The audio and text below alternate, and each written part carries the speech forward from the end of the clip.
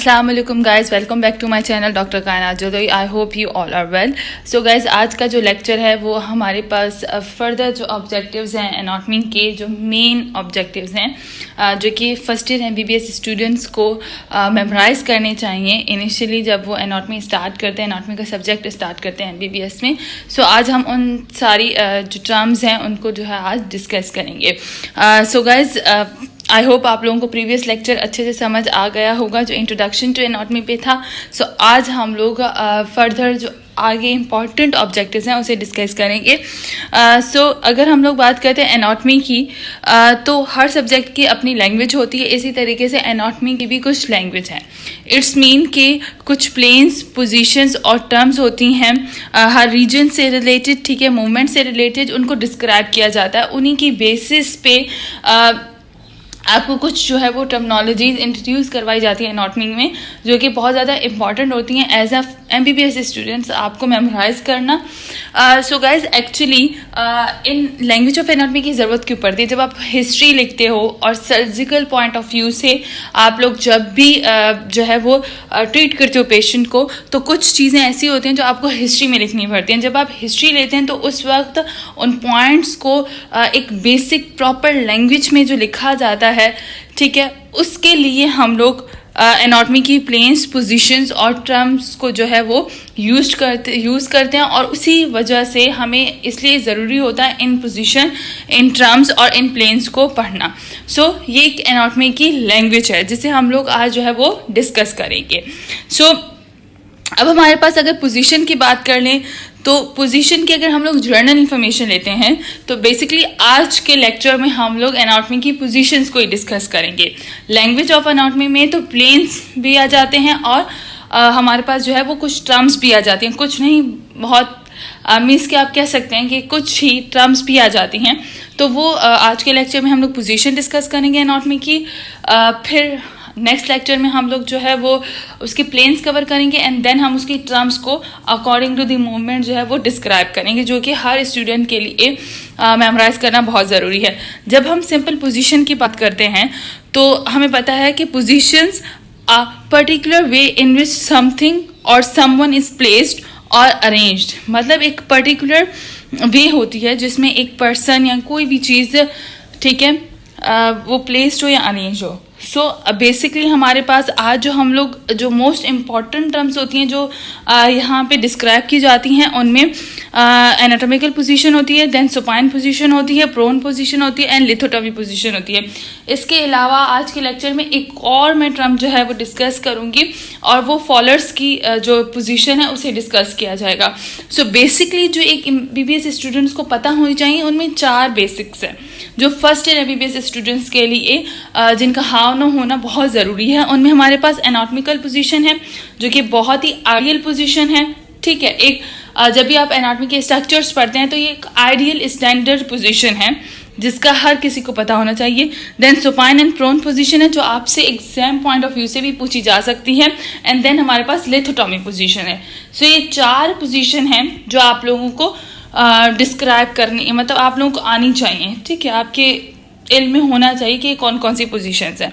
सो सबसे पहले हम लोग एनाटॉमिकल पोजीशन की बात करते हैं।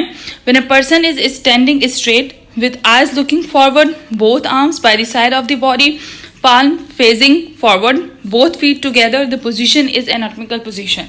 Means जब भी कोई आपसे पूछे कि what is a anatomical position तो आपने बता देना है ये डेफिनेशन। ये एक कह सकते हैं कि स्टैंडर्डाइज डेफिनेशन है एनाटॉमिकल पोजीशंस की।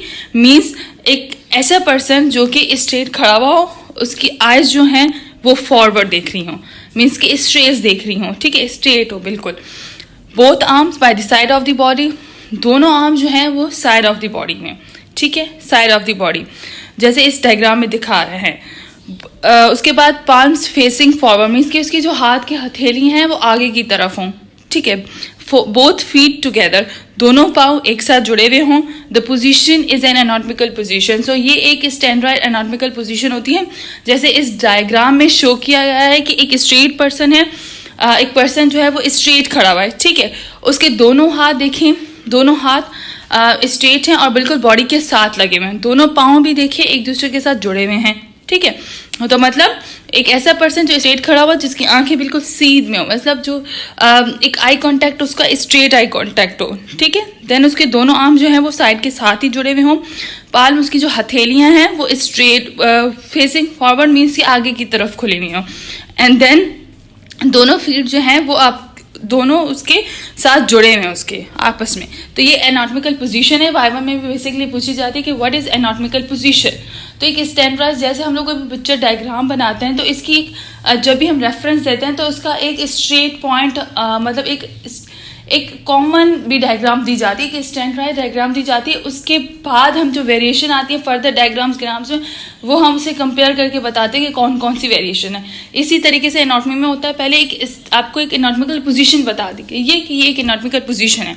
अब इसकी बेसिस पे ही आगे सर्जिकल पॉइंट ऑफ व्यू से आप डिस्क्राइब करेंगे उस पेशेंट को, ठीक है। कि तो ये एक बहुत ज़रूरी हो जाता है। मतलब अब आप कैसे बता सकते हैं कि अब आपके लिए इन चीज़ों को एक्सप्लेन करना क्लिनिकल पॉइंट ऑफ व्यू से इजी हो जाएगा कि कौन सी चीज़ कहाँ पे है, हम लोग क्या बताने की कोशिश कर रहे हैं।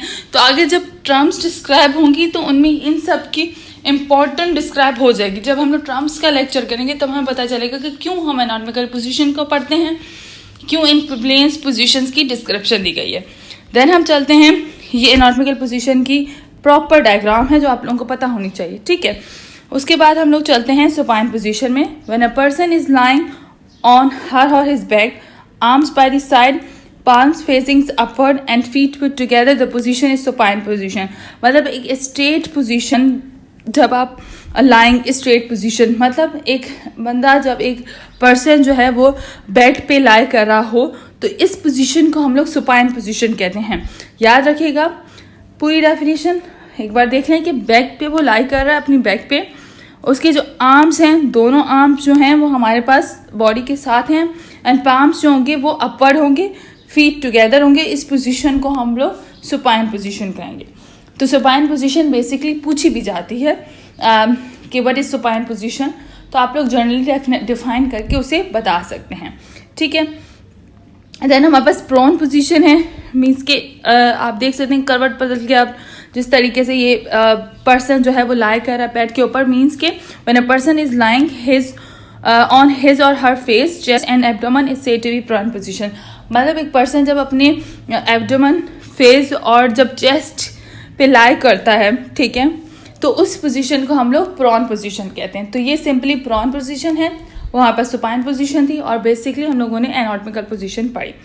अच्छा, दो मेन और भी हम लोग चीज़ें पढ़ते हैं जिसमें हमारे पास राइट लेटरल रिकम्बेंट और लेफ्ट लेटरल रिकम्बेंट, ये हमारे पास फर्दर जो है आप कह सकते हैं वेल एक्सप्लेन, और जो टर्म्स हैं उन्हें भी डिस्क्राइब किया गया है। This position involves the patient lying in on his or her right side. Right lateral recumbent means patient right side is touching the bed. The position may be used in the surgery to help promote perfusion in obese patient. So right lateral recumbent का मतलब है कि person जो है वो अपनी right side पे लाई कर रहा होगा, मीन्स उसने सीधी तरफ जब करवट बदली हुई होगी, तो इसे हम लोग राइट लेटरल रिकम्बेंट कहते हैं। ये उन पेशेंट्स को बेसिकली सजेस्ट की जाती है जिनकी सर्जरी हुई होती है, ताकि सर्जरी में रिकवरी जल्दी हो सके। और दूसरा मेन पॉइंट ये हो कि ओबेस पेशेंट वगैरह के अंदर जो ब्लड की जो सर्कुलेशन है वो भी नॉर्मल हो सके। तो इसलिए पेशेंट को जो है वो सजेस्ट किया जाता है कि आप राइट करवट बदलें और उस राइट करवट पे जो है वो सोए। तो ये सारी चीज़ें हमारे पास राइट लेटरल रिकम्बेंट में आ जाएंगे। ऐसा इतना पूछते नहीं हैं, लेकिन आपको पता होना चाहिए टर्म्स का। मैंने जैसे आप लोगों को कहा कि बेसिकली जो पूछा जाता है वो सुपाइन, प्रोन और एनाटॉमिकल पोजीशन का पूछा जाता है, पर ये कुछ एडवांस पोजीशंस हैं जो आप लोगों को पता होनी चाहिए। देन हमारे पास आ जाएगा left lateral recumbent. This position involves the patients lying this positions involve the patient lying on his or her left side. The left recumbent means the patient's left side is touching the bed. The position may be used in surgery to promote health perfusion in obese person. इसके भी surgical point of view से तो वही application है, लेकिन इसका मतलब है कि वो अपनी लेफ्ट करवट पे जो है वो अपनी लेफ्ट साइड पे सोया हुआ होगा, मीन्स के लाई पोजीशन की भी होगी, और जो इसके लेफ्ट साइड है वो बेड को टच करी होगी। तो ये हमारे पास लेफ्ट लेटरल रिकम्बेंट हो गया। आई होप ये ईजी है और सिंपलेस्ट है। देन हम बात करते हैं Fowler's position. Fowler's position is a standardised position in which the patient is seated in a semi-sitting position and may have knee either bent or straight। अच्छा, जो फॉलर्स पोजीशन है वो हमारे पास एक स्टैंडर्ड पेशेंट्स के लिए होती हैं। बेसिकली जो भी सर्जरी जिनकी नॉर्मली हुई होती है तो उनको सजेस्ट किया जाता है कि आप फॉलर पोजीशन में लाई करें। तो फॉलर पोजीशन एक सेमी सिटेड पोजीशन है, मतलब वो स्ट्रेट नहीं बैठा हुआ होगा लेकिन एक सिटिंग पोजीशन ही होगी, ठीक है। और मे बी उसके नीज जो हैं वो स्ट्रेट भी हो सकते हैं या फिर वो बेंड भी हो सकते हैं इस पोजीशन में। Fowler position facilitate the relaxing of the tension of the abdominal muscles allowing for improved breathing in immobile patients. मतलब वो पेशेंट जिन्हें अभी ये सजेस्ट नहीं किया जाता कि आप घूम सकते हैं, चल फिर सकते हैं, उन पेशेंट्स को सिटिंग पोजीशन को फॉलो करने का, फॉलर्स पोजीशन फॉलो करने का कहा जाता है ताकि उनके अंदर जो है मतलब वो रिलैक्स होके ब्रीथ कर सके, मतलब उनको नॉर्मली उनके जो एब्डोमिनल के मसल्स हैं वो रिलैक्स हो सके और उनको ब्रीथिंग में ज़्यादा प्रॉब्लम ना हो।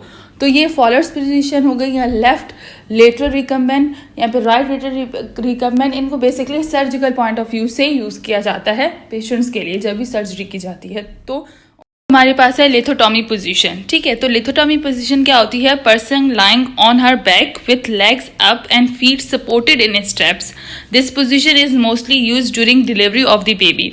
मीन्स लिथोटॉमी पोजीशन हमारे पास क्या होती है? जब एक पर्सन जो है अपनी बैक पे लाई करता है, लेग्स उसके अप होते हैं, फीट जो होती हैं वो स्टेप्स में हमारे पास जो है वो सपोर्टेड होते हैं। तो मोस्टली ये जब बेबी की डिलीवरी हो रही होती है तो उस वक्त इस पोजीशन को जो है वो अप्लाई किया जाता है पेशेंट के लिए, ताकि पेशेंट इस पोजीशन में नॉर्मली लाई करे। सो ये कुछ कॉमन पोजीशंस थी जिनके बारे में आपको फर्स्ट ईयर में हाउन होना बहुत ज़रूरी है। और मैंने जैसे कहा कि आपसे मेनली पूछा जाता है हमारे जब भी वाइवा होता है या ड्यूरिंग आपके लेक्चर्स, आपसे सिर्फ 4-5 पोजीशंस का ही ज़्यादातर पूछा जाता है। उसमें हमारे पास कौन सी पोजीशन होती है? Like anatomical position, then supine position, prone position, ठीक है, एंड लिथोटॉमी पोजीशन। सो ये 4 पोजीशन होती हैं जिनका बेसिकली आपसे पूछा जाता है। लेकिन आपको लेफ्ट रिकम्बेंट, लेटरल रिकम्बेंट या फिर राइट लेटरल रिकम्बेंट और उसके अलावा जो फॉलर्स की पोजीशंस होती हैं इनके बारे में थोड़ा सा इल्म हो ताकि आप लोगों को कोई आगे चल के प्रॉब्लम ना हो। तो लैंग्वेज ऑफ एनाटॉमी में आज हम लोगों ने पोजीशन को डिस्कस किया ताकि आप लोगों को ये सारी पोजीशन नॉर्मली जो है वो याद हो सकें। देन उसके बाद हम नेक्स्ट लेक्चर में जो है वो प्लेन्स की बात करेंगे, फिर टर्म्स की बात करेंगे और मूवमेंट्स ऑफ बॉडी के अकॉर्डिंगली जो टर्मिनोलॉजीज इंट्रोड्यूस करवाई गई हैं एनाटॉमी की लैंग्वेज में उन्हें डिस्कस करेंगे। तो ये सारे लेक्चर्स बहुत ही ज़्यादा इंपॉर्टेंट हैं क्योंकि इसी पे आपकी बेस बनेगी और इसके बाद अब जब आप कोई भी बुक रीड करोगे तो उनके अंदर बेसिकली इन्हीं टर्म्स को जो है वो डिस्क्राइब किया गया होगा। तो आप लोगों के लिए इजीली इन सब टर्म्स की जो है वो आप लोगों के लिए ये टर्म्स इजी हो जाएंगी मेमोराइज करना। सो आई होप आज का लेक्चर आप लोगों को समझ आ गया होगा। सो जिसने मेरे चैनल को सब्सक्राइब नहीं किया तो वो अभी जाके सब्सक्राइब करें ताकि जो भी मेरे लेक्चर्स आते जाएं आप लोगों को नोटिफिकेशन मिलता जाए और इजीली आप लोग वो सारे लेक्चर जो हैं वो देख सकें। सो आई होप आप लोगों को ये सारे लेक्चर समझ आते होंगे और इसके अलावा आप लोगों के जो भी क्वेरीज हैं आप कमेंट्स के थ्रू मुझे जो है बता सकते हैं। मैं उनके रिप्लाई करूँगी जब भी मैं आप लोगों के कमेंट्स रीड करूँगी। अदरवाइज मैं बहुत सारे स्टूडेंट्स के कमेंट्स रीड करके उनको रिप्लाई भी करती हूँ और इस तरीके से आप लोगों को जो चीज़ें समझनी हैं आप मुझे अपने लेक्चर्स में अपने कमेंट्स के थ्रू बता दें ताकि वो वीडियोस जो है वो जल्द से जल्द अपलोड होती जाए। सो आई होप आप लोगों को आज का लेक्चर भी बहुत समझ आ गया होगा और ये बहुत ही इम्पॉर्टेंट लेक्चर है according to the anatomy, language of anatomy. So इस लेक्चर को अच्छे से रीड कीजिएगा, ठीक है। पीपीटी की के थ्रू आप लोगों को सारे नोट्स भी अवेलेबल हो जाते हैं। तो आई होप ये सारे लेक्चर्स अब आप लोगों के लिए इजी हो जाएंगे। सो मेरी वीडियोस को लाइक भी करें ताकि मुझे पता चले कि आप लोगों को ये सारे लेक्चर समझ आ रहे हैं। सो गाइस टिल दैट अल्लाह हाफिज़।